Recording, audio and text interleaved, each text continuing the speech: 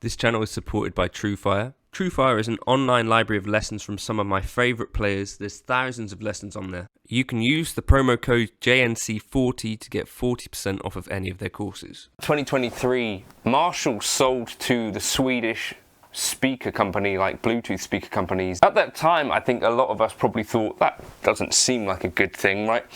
And now, even more recently, like less than 2 years later, Chinese company Hongshan Capital Group has purchased a majority stake in Marshall. I think Marshall retains 20%. Does any of this really matter? Should we be worried about Marshall? And what even are Marshall doing at the moment is kind of some of the things I wanted to talk about in this video. I've actually got a Headfirst clone of a Friedman Dirty Shirley, which is a modified version of a JTM 45. I've not had a Marshall amp for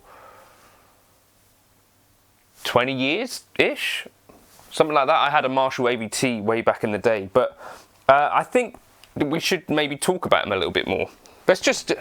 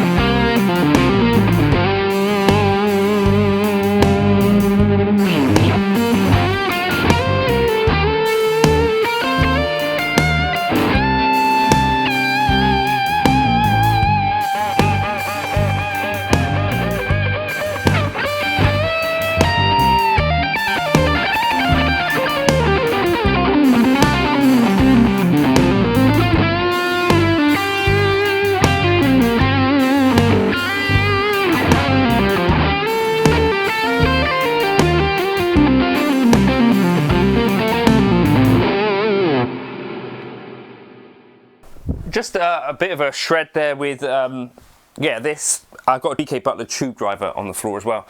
Now, the thing with Marshall amps is it took me a while to realise that actually in the UK, where I live, they're pretty affordable relative to some other sort of more boutique amps, or, you know, some of the choices. Like a Friedman, typically like 2,500 going all the way up to sort of 3.5 grand. For what is maybe on paper not entirely dissimilar. The thing that Marshall brought out at NAMM 2025 with these modified amps, which are very much in that Friedman sort of vein, and those are coming out with a price tag of like £3,000. I'm not sure that that's going to be changing the fortune of the company. If you didn't know, way back when it sold in March 2023, the amps part of what Marshall do was only 5% of their business.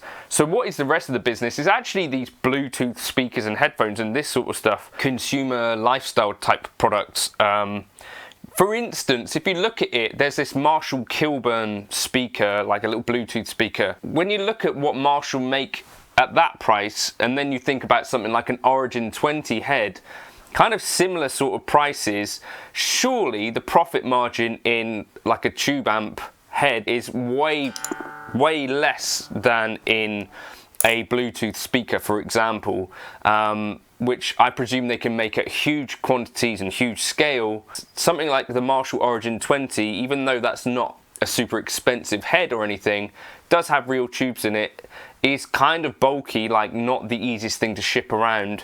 And so you think Marshall as a brand is probably going to be safe, given that they're in like league with things like JBL and Bose, Like, those are the types of conversations they're in.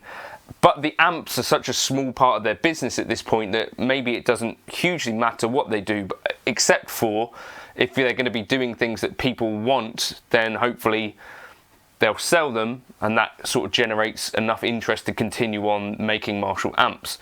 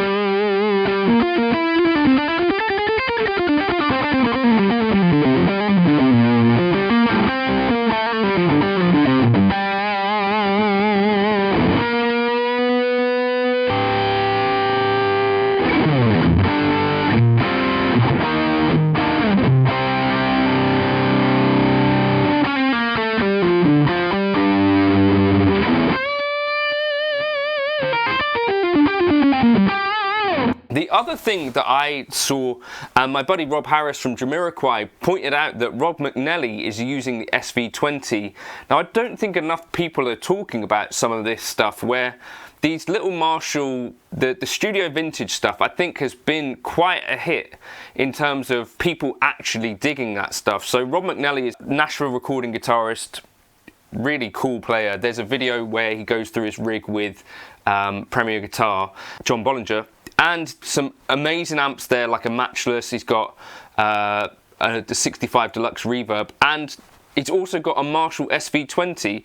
And he even says, I think there's this idea that the older amps sound better and stuff, but actually he's gone from using a 100 watt plexi to a 50 watt and to a 20 watt, because he said actually these record better. You know, you don't get as much build up in the room as when you're using like a huge Marshall amp in a you know, like a recording booth or whatever they put these amps into. And I thought that was really interesting. So the Marshall SV20 is genuinely being used on like the top sort of recording sessions that are going, as to the extent that these things still exist. They exist in Nashville. The SV20 is being used on these. I think Tom Bukovac also has an SV20 that he uses at home. So that's kind of interesting to me. Maybe we should spend some more time thinking about those studio vintage. Those are not crazy expensive amplifiers as well. And if those genuinely sound good, Ben Fletcher from up the road also has one of them. I've emailed Marshall and asked if I could demo one, but I didn't get a response. But maybe I'll buy one if I can see one come up for a decent used price and sort of have a look at that. But I don't know, I think there are good signs for Marshall, and even these modified things that may be out of reach for a bunch of us, other stuff that they still make is still quite affordable, like a Silver Jubilee, for example. Key to My Cage, if you're watching this, I know he gigs one of those. It's kind of like, and they do like a modified version of that with, you know, the 20 watt version. These amps, especially if you're in the UK like me, not that difficult to come by.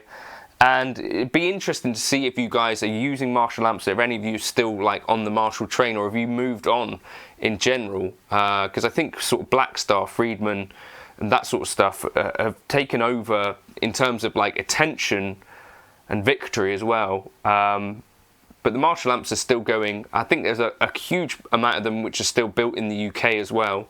Like, I think they are doing decent things, even if it's, you know, like you could do a bad reissue of a Blues Breaker. They've done a really good one that sounds great in my opinion.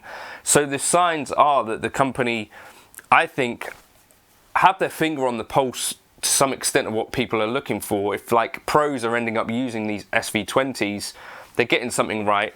these pedals that they're doing, I think they're again getting something right. And for me, like, I'd much rather see them do like a smaller amount of stuff like these, you know, legacy but good stuff, than dipping into like digital modeling and all that sort of stuff, which I think is already covered quite well by other manufacturers. But, you know, having a legacy Marshall brand building great amps still, I think is a good thing. Yeah, it doesn't seem necessarily like a great thing to be moving from ownership quickly.